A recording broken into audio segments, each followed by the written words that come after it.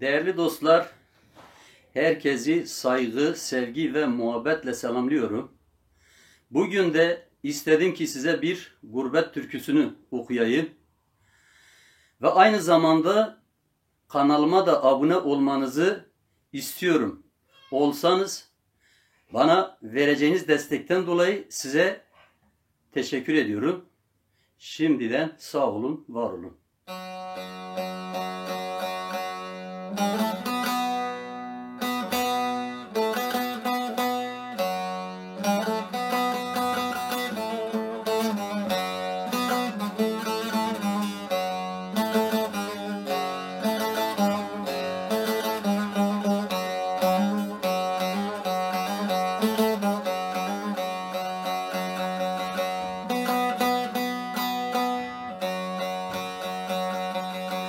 Mektup selam söyle benden Sıla'ya. Mektup selam söyle benden Sıla'ya. Oy. Söyle de benim için neler ağlasın oy. Eller ağlasın oy. Eller ağlasın oy zalim eller. Uzaktır aramızdan yollar ağlasın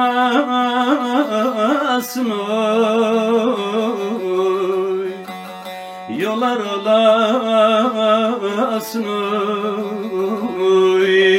Yollar ağlasın oy zalim eller.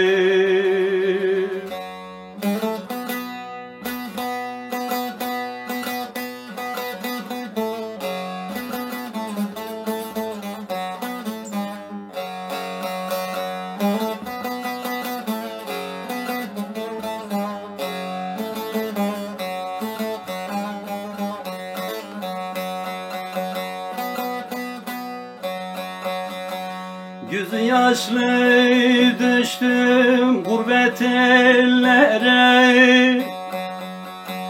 Gözü yaşlı kaldım gurbet ellerden oy. Saydırdılar bana 7 sene oy.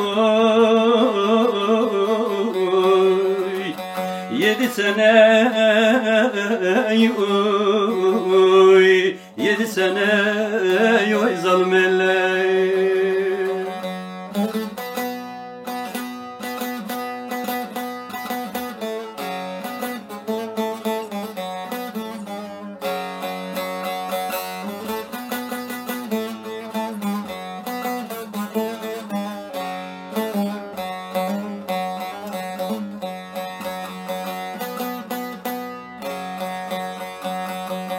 Eledim buğdayı, seçtim taneyi.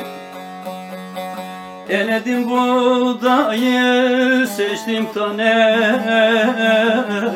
oy. Şu gönülde sevdim o bir tane oy.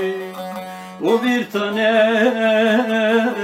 oy. O bir tane oy zalim eller. Güzeller güzeli de sevdim o bir tane oy. O bir tane oy. O bir tane oy zalim eller.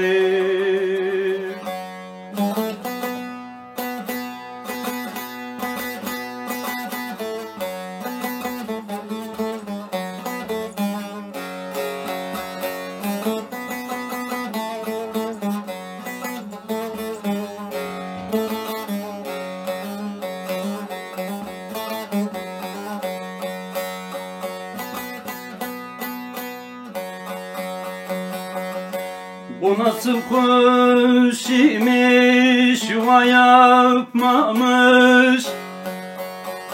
Bu nasıl kuş imiş, yuva yapmamış oy. Yaptığı yuvayı da tamam etmemiş oy. Tamam etmemiş oy. Tamam etmemiş oy zalim eller. Sanki benim derdim bana az gelmiş.